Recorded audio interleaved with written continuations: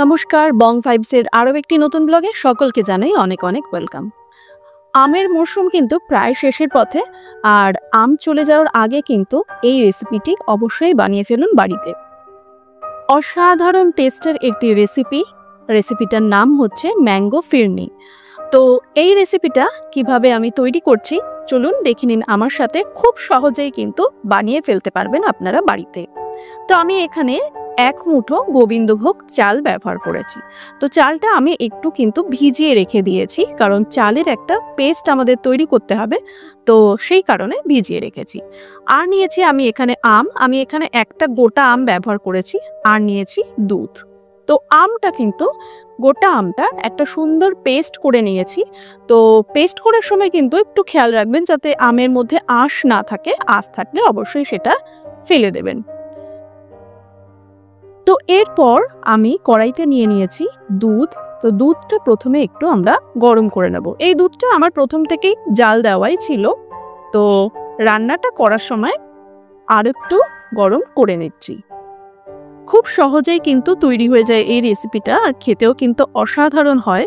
এদিকে আমাদের দুধটা কিন্তু গরম হয়ে গেছে। তো চাল যেটা ভিজিয়ে রেখেছিলাম সেটা দেখুন একটা পেস্ট করে নিয়েছি। তো পেস্টটা কিন্তু একদম মিহি পেস্ট হবে না, দানা দানা থাকবে অল্প অল্প।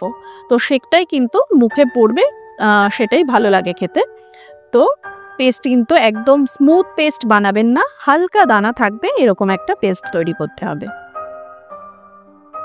তো দুধ কিন্তু যেহেতু আমার জাল দেওয়াই ছিল, তো গরম করে নেওয়ার পর আমি এখানে চালের যে পেস্টটা সেটাও দিয়ে দিলাম।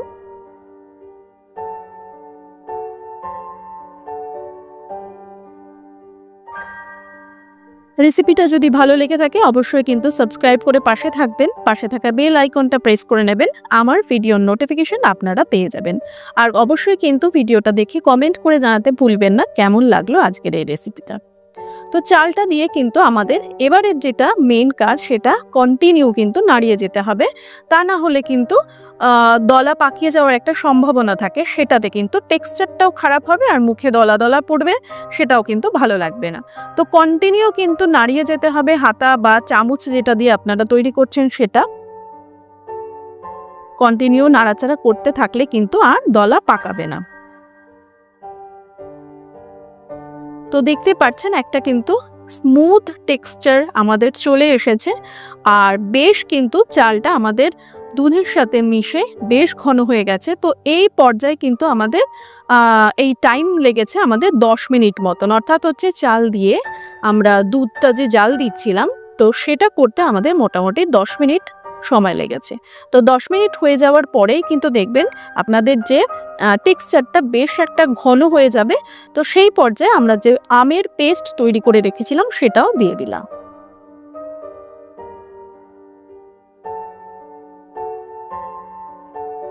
তো আমের পেস্টটা দিয়েও কিন্তু দেখুন কত সুন্দর একটা কালার চলে এসেছে, আর বেশ ভালো করে আবারও নাড়াচাড়া করে নিয়েছি। তো এবার দিয়ে দিয়েছি চিনি। তো চিনিটা অবশ্যই আন্দাজ মতনই ব্যবহার করতে হবে।